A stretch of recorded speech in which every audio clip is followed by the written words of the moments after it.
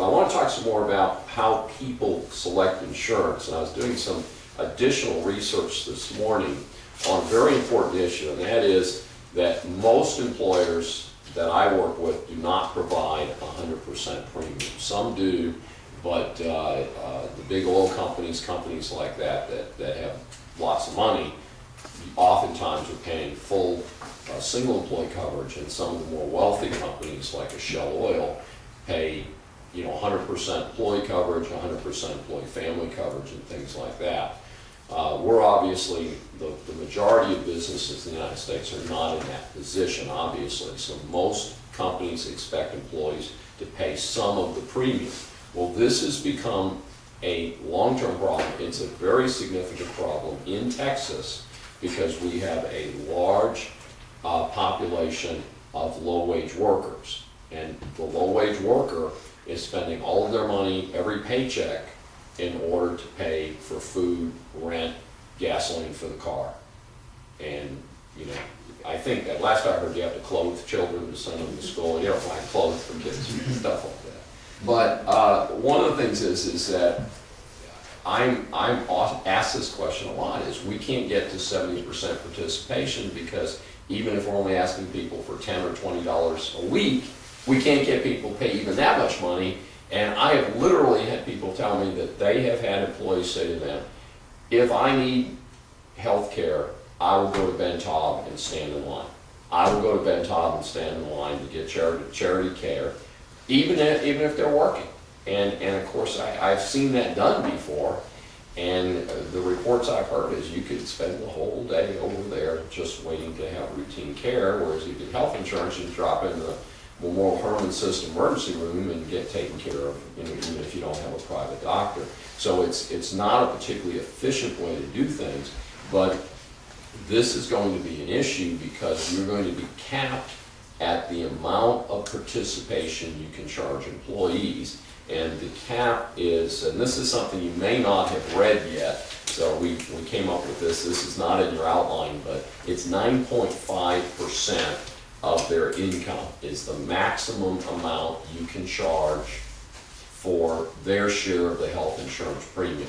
So if they make, $400 a week, the maximum amount they can pay towards health insurance is $40 a week. The way I arch it, or actually about $37.50 a week. I know Samir's real sharp on numbers here, but about something less than $40 a week.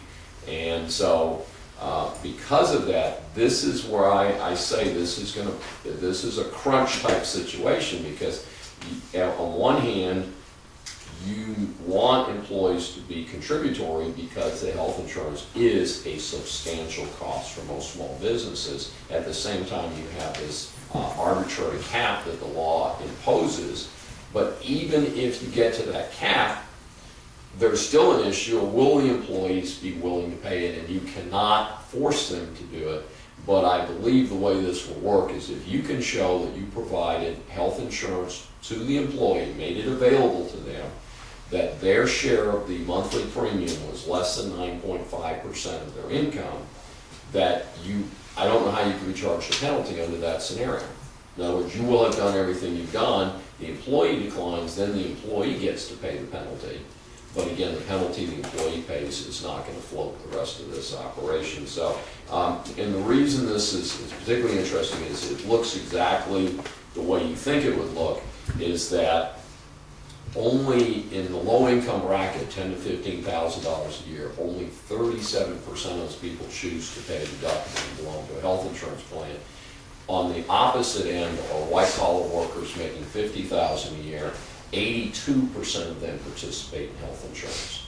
And my guess is that 82% is not 99%, because many of them are married and they're in their spouse's plan, and the data doesn't adjust for that. So basically, I think you're going to have 100% in your white collar ranks, and you could be looking at 30 or 40% in your blue collar ranks. And I don't think that the system is really designed to absorb large numbers who are not going to be in the system. So I do think that this is that this hasn't been thought through all the way, there's things that are just going to have to be changed to move forward. So I think it's going to be pretty interesting. But watch out for those limitations, because I've had employers say to me, our standard offer is if the insurance is $100 a week for a family plan, we're going to pay $75. The employee has to pay $25. Well, that $25 a week in our scenario may be more than 9.5% of a low-income employee's income. You will not be in compliance with the law, which means if the employee doesn't have coverage, you would pay the penalty, if you're covered because you have more than 50 employees. Everybody see how that would work? So that's why this is a much more complicated game than it appears to be on the surface. Billy? If you outsource your benefits, like with ADP or Paychecks, are you ultimately responsible for what they do? Yes. Yeah, that's an easy question. You are always responsible for your employees, even if you're using a payroll service or employee leasing. You still have the ultimate responsibility, but what I foresee in that is in the employee leasing scenario, that the costs are going to have to go up. And one of the things I've run into is I have clients that have circulated into employee leasing and then come back out of it because they couldn't afford it, and because the employee leasing companies add a margin to that. The big savings for a while was to go into employee leasing because of workers' comp. And here in Texas, workers' comp, very expensive. And of course, workers' comp, by the way, floats with health insurance. Workers' comp, biggest component of workers' comp is health insurance, literally a different form of health insurance, catastrophic health insurance. So I think that the financial advantage of using employee leasing is going to be interesting unless they get into some real aggressive self-insured type operations where they can create health insurance for less than we can buy it in the open market. And that's what happened with workers' comp. Of course, some of the ways that was done, and I don't want to mention any names, but some of the ways the employee leasing companies did that is they set up illegal offshore subsidiaries to provide workers' comp. And then it went on for years before they were caught.